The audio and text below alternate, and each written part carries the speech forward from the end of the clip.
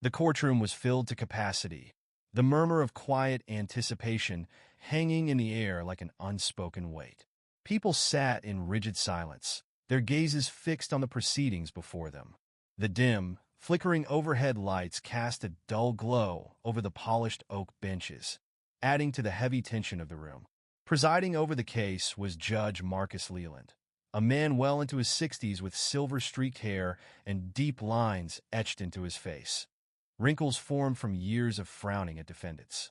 He drummed his fingers idly on the desk, his patience already worn thin. To him, this was just another open-and-shut case. Another name on a docket, another waste of his time. But today was different.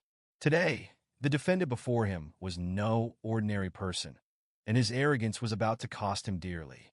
At the defense table, Olivia Mercer sat with an air of quiet confidence, her posture upright, her expression unreadable. She was dressed impeccably in a tailored charcoal gray suit, her dark brown hair swept into a sleek bun. Despite the judge's dismissive glance, there was an undeniable presence about her, though he had yet to acknowledge it. To him, she was just another woman who had found herself on the wrong side of the law. He barely skimmed the case file before letting out a low chuckle, shaking his head in amusement. Another one who thinks the rules don't apply, he mused, loud enough for the courtroom to hear. Several jurors exchanged glances, clearly uneasy. The prosecutor, a sharp-suited man in his mid-30s, pursed his lips but said nothing. Olivia remained motionless. Judge Leland smirked, leaning forward. "I assume you're here to insist that this is all some grand misunderstanding? That you were wrongfully arrested?" A few stifled laughs rippled through the audience. A small smile tugged at Olivia's lips, but it wasn't a smile of nervousness. It was the smile of someone who knew they had the upper hand. The prosecutor cleared his throat, shifting uncomfortably. "Your Honor, the defendant, Ms. Mercer." The judge cut him off with a dismissive wave of his hand. "Let's not waste time. Ms. Mercer, go ahead. Tell us why you think you're above the law." At last, Olivia spoke, her voice smooth and unwavering. "With all due respect, Your Honor, I'd prefer to discuss the facts rather than assumptions." Judge Leland's smirk faltered for a fraction of a second. He wasn't accustomed to this level of composure from someone in her position.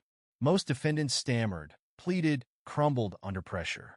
But she sat there as if she controlled the room. "Facts," he echoed mockingly. "All right, Ms. Mercer, let's hear your so-called facts."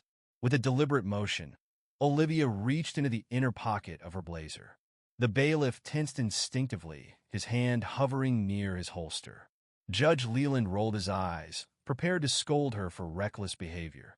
But then she calmly withdrew a sleek black leather case and flipped it open. For a moment, the courtroom was frozen in silence. Inside, gleaming under the dim lights, was a golden badge. The embossed letters were bold and unmistakable. The color drained from the judge's face. The prosecutor's pen slipped from his grip, clattering onto the table. Several jurors leaned forward, their eyes wide with disbelief. Olivia placed the badge onto the table, her expression unwavering. "My name," she said, her voice steady and commanding, "is Special Agent Olivia Mercer, Federal Bureau of Investigation."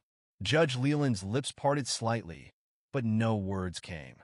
She let the revelation settle before continuing. "Before we go any further, let's establish something very important. My arrest wasn't just a mistake. It was a blatant violation of federal law." The judge swallowed hard. Olivia reached in her bag once more, this time retrieving a sealed government document. "This," she stated, sliding the folder toward the bailiff, "is a formal complaint from the Justice Department. It details multiple infractions committed by the officers who detained me, including the fabricated report that somehow made its way onto your docket." Judge Leland's fingers gripped the edge of his desk, his knuckles turning pale. "You see, Your Honor," she continued, her voice unwavering, "the officers who arrested me didn't bother verifying my identity. They didn't ask questions. They didn't check credentials. They assumed, based solely on appearance, that I must have been up to no good." The prosecutor's face was a mixture of panic and embarrassment as he scrambled through his paperwork, his previous confidence now shattered. "And now," Olivia said, her gaze sharp. I find myself standing before a judge who, instead of upholding fairness and justice, dismissed me before hearing a single shred of evidence. The courtroom was utterly silent. Judge Leland's smugness had evaporated, replaced by something much closer to fear. Olivia straightened her blazer and fixed him with a level stare. "This case isn't just about me," she said. "It's about a system that allows those in power to wield it carelessly without accountability. But today, Your Honor, you chose the wrong person to underestimate." She leaned forward slightly, lowering her voice. "And I assure you, this isn't over." The prosecutor shot to his feet. "Your Honor, in light of this new evidence, the prosecution moves to drop all charges against Ms. Mercer immediately." Judge Leland's lips pressed into a tight, bloodless line. He looked like he wanted to vanish into his chair. Clearing his throat, he shifted uncomfortably. "Case dismissed," he muttered. The gavel struck the desk. But for the first time in his career, it wasn't his authority that silenced the room. Olivia gathered her documents and rose to leave. But just before stepping through the doors, she turned slightly, her voice clear and deliberate. "Next time," she said, her words carrying through the stunned courtroom. "Choose your words carefully." And with that, she walked out, leaving behind a judge who knew, without a doubt, that his career had just come to an end. Because after today, the world would know. As Olivia stepped through the heavy double doors of the courtroom, the air behind her remained thick with tension. The walls that once echoed with the judge's arrogance now held only his humiliation. The weight of what had just happened pressed down on everyone in that room. The jury, the audience, the prosecutor. Each of them had witnessed the moment when power met its reckoning. Judge Marcus Leland sat frozen, his face ashen, his grip still tight on the desk, as if holding on to something that was already slipping away. His years of unchecked authority, of making snap judgments, of laughing at those he believed were beneath him, had all led to this moment. And the worst part? It wasn't just a personal defeat. This moment would spread beyond the walls of this courtroom. The headlines would follow. The whispers would turn into outcries. A federal agent, wrongfully arrested, mocked by the very system she was sworn to protect? The public wouldn't let that slide. Olivia walked down the courthouse steps with measured grace, her heart steady, her purpose unwavering. The cold wind rushed against her face, but it didn't shake her. She had been through storms before. This was just another battle, and she had won. A voice called after her.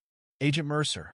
She turned to see a young reporter hurrying toward her, microphone in hand, eyes wide with curiosity.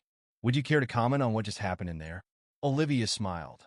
Not a smug smile, not a vengeful one, but the smile of someone who knew her fight was far from over.